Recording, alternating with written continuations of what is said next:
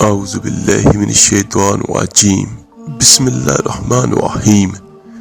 السلام علیکم ورحمۃ اللہ وبرکاتہ۔ میرے عزیز بھائیو بہنوں اور بچوں، ہمارے آقا دو جہاں صلی اللہ علیہ وآلہ وسلم کے اس دنیا میں تشریف لانے سے تقریباً 55 دن پہلے کا یہ واقعہ ہے۔ ایک بادشاہ یمن کا تھا جس کا نام تھا ابرہہ، اور اس کو بڑی تکلیف تھی کہ لوگ کعبے کا حج کیوں کرتے ہیں، اور وہ چاہتا تھا صنعاء کے اندر، یہ یمن کا ایک شہر ہے، کہ اس میں اس نے ایک بہت بڑا گرجا گھر بنایا ہوا تھا کہ لوگ وہاں آئیں اور وہاں سالانہ اجتماع ہو اور گویا حج کریں۔ اور اس بدبخت کے ذہن میں اس کا حال یہ تھا کہ معاذ اللہ کعبہ کو ختم کر دیا جائے تاکہ لوگ یمن کے شہر صنعاء آ کر حج کریں۔ وہ غیر مسلم تھا، اس نے بڑا خطرناک پروگرام بنایا، منصوبہ بنایا۔ میرے عزیز بچوں، اس نے کیا کیا؟ یہاں پر یہ بہت سمجھنے والی بات ہے۔ میں کسی بھی وظیفے سے یا عملیات سے پہلے جو بھی آپ کو بیان کرتا ہوں، اس کی ہسٹری آپ کو اس لیے بیان کرتا ہوں کہ آپ کے ذہن میں ہو یہ کس وجہ سے اور کیسے اس کا نزول ہوا، اور اس کا تاریخی پس منظر کیا ہے، اور اس کو پڑھنے کے کیا کیا فائدے اور معجزے ہیں۔ تو میرے عزیزوں، اس بادشاہ نے کیا کیا؟ آج کے زمانوں میں جو جنگ ہوتی ہے وہ بہترین سے بہترین ہتھیاروں کے ذریعے سے لڑی جاتی ہے۔ جس طرح ٹینکوں کے مقابلے میں ٹینک ہیں، جہازوں کے مقابلے میں بہت اچھے اور جدید جنگی طیارے ہوتے ہیں، بڑی فوج کے سامنے بڑی فوج جنگ کے لیے موجود ہوتی ہے، اور نیوی یعنی پانی میں لڑی جانے والی جنگ کے لیے پانی میں ہی فوجی ہوتے ہیں، اور فضائیہ کے لیے فضائیہ ہی ہوتی ہے۔ اور اس زمانے میں گھوڑوں سے، اونٹوں پر اور پیدل لڑائی لڑی جاتی تھی۔ بحریہ اور فضائیہ کا کوئی تصور نہیں تھا۔ ابرہہ نے کیا کیا کہ اس نے ایک بہت بڑے ہاتھیوں کا لشکر جمع کیا، اور وہ لے کر وہ کعبہ کی طرف چل پڑا۔ اور ہم یہ کہہ سکتے ہیں کہ اس وقت کا دنیا کا سب سے بڑا اس نے ہتھیار یوز کیا، کیونکہ اس وقت ہاتھی سبھی چیزوں کو تہز نہز کر دیا کرتے تھے۔ اور مکے والوں پر رعب ڈالنے کے لیے وہ مکہ شریف کے قریب پہنچا، اور اس نے پہلا حکم یہ دیا کہ مکے والوں کے سارے جانوروں کو گرفتار کر لیا جائے، اٹھا لیا جائے۔ تو ابرہہ کا یہ حکم سن کے اس کے سپاہیوں نے مکے کے سبھی جانوروں کو پکڑ کے لے آئے، بکریاں، گائے، اونٹ اور جو کچھ بھی تھا۔ تو یہ بات بھی یاد رکھیے گا کہ پہلے وقتوں میں لوگوں کا یہی روزگار ہوتا تھا، اور یہی صرف آمدنی کا ذریعہ ہوتا تھا۔ اب مکے والے پریشان ہو گئے، اور اس زمانے میں اس قوم کے لیڈر کوئی اور نہیں، ہمارے آقا دو جہاں صلی اللہ علیہ وآلہ وسلم کے مبارک دادا جان حضرت عبد المطلب رضی اللہ تعالیٰ عنہ تھے۔ اور حضرت عبد المطلب رضی اللہ تعالیٰ عنہ اپنی قوم کو لیڈ کرتے ہوئے ابرہہ کے پاس آئے۔ ابرہہ اپنے خیمے میں بڑے پراؤڈ اور تکبر کے ساتھ بیٹھا ہوا تھا۔ حضرت عبد المطلب جب اس کے خیمے کے اندر جانے لگے تو اس کے سپاہیوں نے بتایا اس بادشاہ کو کہ مکے کا سردار آیا ہے۔ تو اس کے اپنے ذہن میں اب یہ تصورات، یہ خیالات چل رہے ہیں کہ وہ آ کر مجھے کہیں گے کہ وہ میرے ساتھ کو کمپرومائز کریں گے، اور اسی خیالات میں وہ بڑا خوش بیٹھا ہوا ہے۔ اور جیسے ہی اس کے خیمے میں حضرت عبد المطلب داخل ہوتے ہیں، ان کی پیشانی پر آقا کریم صلی اللہ علیہ وآلہ وسلم کا نور چھلکتا تھا۔ کیا نور نبوت کا روب تھا، اور کیا جگمگاتا چہرہ تھا، سبحان اللہ۔ جیسے ہی آپ اس خیمے میں داخل ہوتے ہیں، ابرہہ روب سے بڑی جلدی سے اپنی جگہ سے کھڑا ہوتا ہے، اور بڑی عزت کے ساتھ اور احترام کے ساتھ اس نے حضرت عبد المطلب رضی اللہ تعالیٰ عنہ کو اپنے ساتھ بٹھایا، اور جب حضرت عبد المطلب نے گفتگو شروع فرمائی، اور وہ گفتگو ابرہا کے لیے بہت عجیب و غریب تھی کہ اس نے جو پورے ریوڑ جتنے بھی مکے کے جانور تھے ان سب کو اس نے اٹھوایا تھا، اس میں کئی جانور حضرت عبد المطلب کے بھی تھے۔ تو حضرت عبد المطلب رضی اللہ تعالیٰ عنہ فرماتے ہیں، اے ابرہا، تم نے ہمارے مکے والوں کے جانور پکڑ لیے، میں اس لیے آیا ہوں کہ تم اس جانور کو چھوڑ دو، رہا کر دو۔ تو ابرہا کہنے لگا، میں تو یہ سمجھا تھا کہ آپ کو کعبے سے بڑی محبت ہے،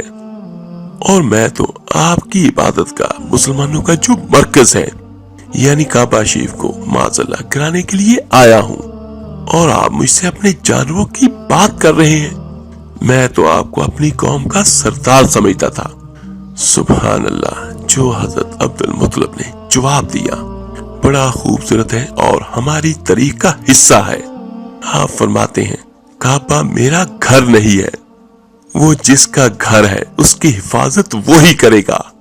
جانور ہمارے ہیں، تم ہمیں وہ لوٹا دو۔ میرے عزیز بچوں، یہ بڑی عجیب و غریب باتیں تھیں جو دو لیڈروں کے درمیان ہوئی۔ ابرہا بڑا حیران ہوا اور اس نے حکم دے دیا کہ ان کو ان کے جانور واپس کر دو۔ وہ جانور سارے ان کے حوالے کر دیے گئے۔ وہ سارے جانور حضرت عبد المطلب لے کر مکے واپس پہنچے اور لوگوں میں تقسیم کر دی، جس کا جو جو جانور تھا اس کو دے دیا گیا، اور کہنے لگے حضرت عبد المطلب سبھی سے کہ سبھی لوگ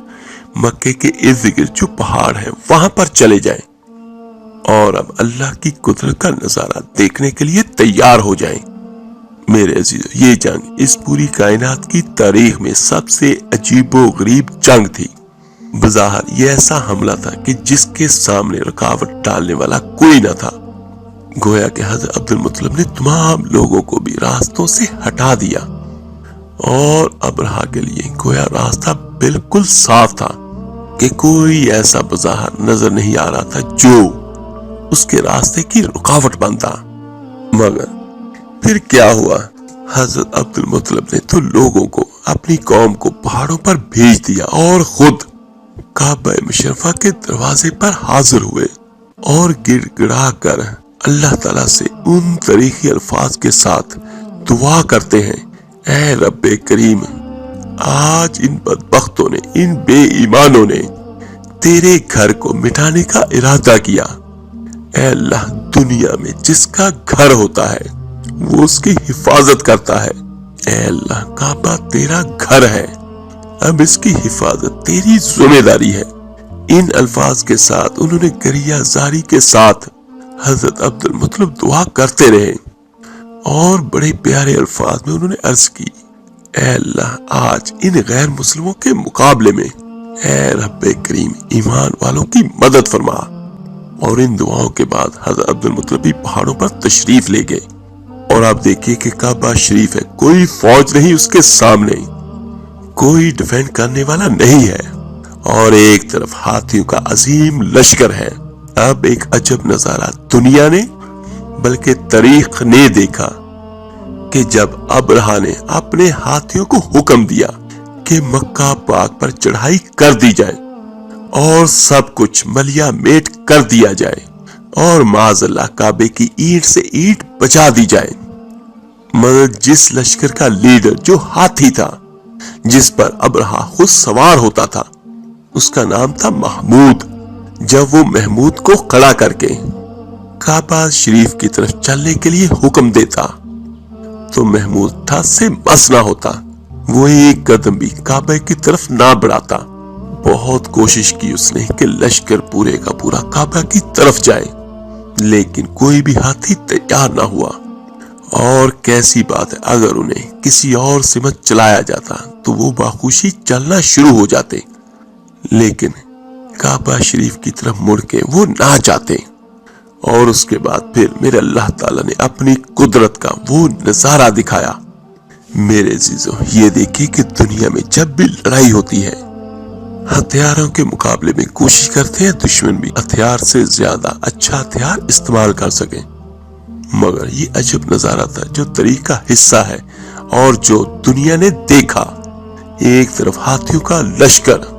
اللہ تعالیٰ اس کے لیے کوئی عظیم لشکر بھیجتا، لیکن اللہ تعالیٰ کو اپنی قدرت کا نظارہ دکھانا تھا، اور اللہ تعالیٰ نے اتنے بڑے بڑے ہاتھیوں کے لیے بھیجا کیا ایک چھوٹا سا پرندہ، چڑیا سے بھی چھوٹا پرندہ، اور اس کے پنجوں میں چھوٹی چھوٹی کنکریاں تھیں، کیونکہ چڑیا جیسا پرندہ کتنا بڑا پتھر اٹھا سکتا ہے۔ اور پھر کیا ہوا وہ بھی میں آپ کو بیان کرتا ہوں، لیکن اس پورے بیک گراؤنڈ کے بعد اب جب آپ سورہ فیل کی تلاوت سنیں گے یا پڑھیں گے، کئی بار اس سے پہلے بھی آپ نے پڑھی ہوگی اور سنی بھی ہوگی، لیکن جب اس ہسٹری سننے کے بعد آپ اس کو پڑھیں گے تو انشاءاللہ تعالی آپ کو اس کا لطف اور ملے گا، اور اس کو پڑھنے کے ساتھ یا سننے کے ساتھ یہ ساری ہسٹری آپ کی آنکھوں کے سامنے ہوگی۔ اللہ تعالیٰ قرآن مجید میں کیا ارشاد فرماتا ہے، بسم اللہ الرحمن الرحیم، الم تر کیف فعل ربک باصحاب الفیل الم یجعل کیدہم فی تضلیل وارسل علیہم طیرا ابابیل ترمیہم بحجارۃ من سجیل فجعلہم کعصف مأکول۔ اور اس کا ترجمہ، کیا آپ نے نہیں دیکھا کہ آپ کے رب نے ہاتھی والوں کے ساتھ کیا سلوک کیا؟ کیا اس نے ان کے مکر و فریب کو باطل و ناکام نہیں کر دیا، اور ان پر ہر سمت سے پرندوں کے جھنڈ بھیج دیے جو ان پر کنکریلے پتھر مارتے تھے، پھر اللہ نے ان کو کھائے ہوئے بھوسے کی طرح پامال کر دیا۔ سبحان اللہ۔ اللہ تعالیٰ نے اپنی قدرت کا ایسا نظارہ دکھایا جب ابرہا اس کے لشکریوں کا یہ انجام ہوا تو عبد المطلب پہاڑ سے نیچے اترے۔ ہوا کیا کہ جب ان ابابیلوں نے اپنے پنجوں سے پتھر پھینکے تو قدرت کا نظارہ یہ تھا کہ وہ پتھر جو ہاتھی کے اوپر سوار بیٹھا ہوا تھا اس کے سر پہ گرتا اور اسے چیرتا ہوا، اور اس کے بعد ہاتھی کو چیرتا ہوا زمین میں جا کر پیوست ہو جاتا اور ان کے برخچے اڑ جاتے، جیسے قرآن نے کہا فَجَعَلَهُمْ كَعَصْفٍ مَأْکُولٍ، ان میں کوئی باقی نہ بچا، اور پوری دنیا پر ایک رعب طاری ہو گیا کہ کعبے کی اب کبھی بھی بے حرمتی نہیں ہو سکے گی، اور اب کوئی بھی پوری دنیا میں کعبے پر حملہ نہیں کر سکے گا۔ حضرت عبد المطلب کی عزت تو پہلے ہی بہت تھی، اب اور زیادہ ان کی عزت و احترام ہو گیا۔ تو میرے عزیز بچوں، یہ میں نے آپ کو سورہ فیل کی ہسٹری بیان کی ہے۔ اب چلتے ہیں اپنے آج کے عمل کی طرف۔ سورۃ الفیل کا تدوین کے حساب سے 105واں نمبر ہے، اور اس میں یہ تھوڑا سا اختلاف ہے کہ یہ مکی ہے یہ مدنی سورت ہے۔ اصل میں اس سورت میں تھا کیا، اس میں اللہ تعالیٰ کی عجیب و غریب قدرت ظاہر ہوئی، اور اس میں اس حقیقت کو بیان کیا گیا کہ اصل میں چیز اصل نہیں ہے، امر یعنی اللہ کا حکم اصل ہے، امر الہی اصل ہوتا ہے، یہ اشیاء یا جو بھی اسباب ہیں یہ اصل نہیں ہے۔ مثلا یہ کہ ایک معمولی کنکری سے ایسا سب کچھ نہیں ہو سکتا تھا، لیکن یہ دیکھیے کہ وہ کنکری اللہ کے حکم سے آئی تو اس نے اتنے بڑے لشکر کو تباہ و برباد کر دیا کہ دیکھیں کہ ایک چھوٹی سی کنکری جسم کے آر پار ہوتی تھی جیسے گولی آر پار ہوتی ہے، اور اس کا جسم کے پرخچے اڑ جاتے تھے اور وہ بھوسے کی طرح ڈھیر ہو جاتے تھے، اور ان میں سے جو بچ کے بھاگے بھی تھے تو وہ بھی مختلف بیماریوں میں مبتلا ہوئے اور تڑپ تڑپ کے ان کی جان نکلی۔ تو یہ دیکھیے کہ میرے عزیزوں، اس کنکری کی طاقت اللہ کے حکم سے تھی، تو اس کا مطلب کیا ہوا؟ تو طاقت اللہ کے حکم سے پیدا ہوتی ہے، انسان کے کسی عمل سے پیدا نہیں ہوتی۔ تو اس میں کیا ہے کہ اگر کوئی اللہ کو ساتھ لے کر چلے گا تو وہ ہر طرف کامیاب ہوگا، اللہ کے بغیر کوئی کچھ بھی نہیں ہے۔ تو میرے عزیز بھائیوں، اس کا جو سب سے زبردست عمل ہے وہ دشمنوں کے لیے ہے، تو وہ میں آپ کو بیان کرتا ہوں۔ اگر آپ کا کوئی ایسا دشمن ہے جو آپ کو بہت تنگ کرتا ہے، تکلیف دیتا ہے، اور آپ کی زندگی اس نے اجیرن کر رکھی ہے، اگر کسی پر بھی ایسا کوئی دشمن مسلط ہے، کسی بھائی پر، کسی بہن پر، تو وہ اول آخر 11 بار درود ابراہیمی نماز والا پڑھے، اور درمیان میں اس سورت کو یعنی سورہ فیل کو 313 بار پڑھے۔ ان دشمنوں کا تصور کر کے ایک جگہ پر اور ایک وقت پر بیٹھ کے پڑھے، اور جب ترمیہم کے لفظ پر پہنچے یعنی ترمیہم بحجارۃ من سجیل، تو اس پہ جب پہنچے تو اپنے دشمن کا تصور کرے اور پھر آگے سورت مکمل کرے۔ تو یہ ویسے بھی اگر آپ مکمل کر لیں اپنے دشمن کا تصور کر کے، تو صرف آپ نے 313 بار پڑھنا ہے، تو آپ کا کسی بھی قسم کا کوئی بھی ظالم سے ظالم دشمن ہوگا تو اللہ تعالیٰ اس کو تباہ و برباد کر دیں گے۔ بلکہ اس میں اتنی زیادہ طاقت ہے کہ ایک ہی دفعہ میں آپ کو اس کا رزلٹ مل جائے گا، لیکن آپ اس کو 3 دن بھی کر سکتے ہیں۔ امید ہے انشاءاللہ تعالیٰ 3 دنوں میں آپ کا جو بھی دشمن ہوگا یا تو اللہ تعالیٰ اسے ہدایت دے گا یا اللہ تعالیٰ اس کو تباہ و برباد کر دے گا۔ لیکن اگر کوئی بہن بھائی زیادہ دن بھی پڑھ لے گا، بعض اوقات ایسا ہوتا ہے کہ ہمارے اپنے عمل میں کوئی کمی رہ جاتی ہے، تو آپ صدقات دے کر اس کو شروع کریں۔ ویسے تو 1 دن سے لے کر 3 دن تک اس کا رزلٹ بہت شاندار ہے، لیکن اگر کسی بھائی بہن کے عمل میں کوئی کمی ہو تو اس کو پھر لگاتار کرتے رہیں اس وقت تک جب تک کہ آپ کے دشمن سے آپ کی جان چھوٹ نہیں جاتی اور آپ کو اس کا رزلٹ اپنی آنکھوں کے سامنے مل نہیں جاتا۔ میرے عزیزوں، ایک بات یاد رکھیے گا کہ اللہ کے کلام میں اور اس کے نام میں کوئی کمی نہیں، کوئی شک نہیں، معاذ اللہ، اور نہ ہم یہ سوچ بھی سکتے ہیں۔ اگر کمی ہوتی ہے تو ہمارے اپنے الفاظوں میں ہوتی ہے، ہمارے اپنے اندر میں کمی ہوتی ہے۔ تو یہ پڑھیں اور پڑھ کر اللہ تعالیٰ سے دعا کریں، تو انشاءاللہ تعالیٰ آپ کا جو بھی دشمن ہوگا، جیسا بھی ہوگا، یا تو اللہ تعالیٰ اسے ہدایت دیں گے یا پھر آپ سے وہ دفعہ دور ہو جائے گا ہمیشہ ہمیشہ کے لیے۔ اور اس کا دوسرا بڑا فائدہ یہ بھی ہے، اگر کسی کا کوئی کیس ہے، کسی اللہ کے بندے اللہ کی بندی نے کوئی کیس کیا ہوا ہے اور اس کا کیس ہے تو سچا لیکن مضبوط نہیں ہے، اور سامنے والوں کا کیس جھوٹا ہے لیکن مضبوط ہے، اس کے وکیل بہت بڑے اور مضبوط ہیں اور اس کے تعلقات بھی بہت ہیں، لیکن یہ بندہ جس کا کیس کمزور ہے لیکن ہے سچا، لیکن اس کا سننے والا کوئی نہیں اور اچھا وکیل بھی نہیں رکھ سکتا، ایسا شخص جو ہے جب وہ مقدمے میں جائے تو اس سورہ فیل کو 100 بار تلاوت کرے، اول 11 بار درود ابراہیمی نماز والا پڑھنے کے ساتھ، اور تلاوت کرنے کے بعد اللہ تعالیٰ سے دعا کر کے عدالت جائے، اور جب اس کا مقدمہ چل رہا ہو تو وہ سورہ فیل کی تلاوت کرتا رہے برابر، تو اللہ تعالیٰ اپنی رحمت سے اس کے کمزور کیس کو طاقتور بنا دیں گے، اور ایسے احوال پیدا ہو جائیں گے کہ اس بندے کے حق میں فیصلہ ہو جائے گا۔ یہ اس کے اندر بہت بڑی تاثیر یہ موجود ہے، سبحان اللہ۔ تو میرے عزیزوں، ان سبھی واقعات سے یہ پتہ چلتا ہے کہ اصل طاقت اللہ کی ہے، وہ جس کے ساتھ ہو تو وہ کامیاب، اور جس کے ساتھ نہیں وہ ناکام ہے۔